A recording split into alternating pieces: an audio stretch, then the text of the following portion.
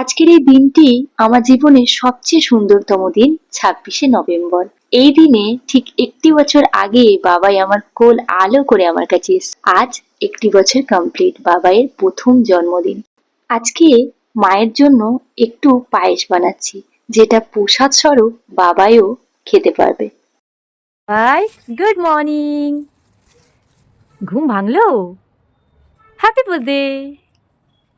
এসো এসো এসো, হ্যাপি বার্থডে। বাবা, চলে এসো চলে এসো চলে এসো। মাকে একটু প্রণাম করো। প্রণাম করছো? মাকে প্রণাম করছো? নমো নমো নমো নমো নমো নমো।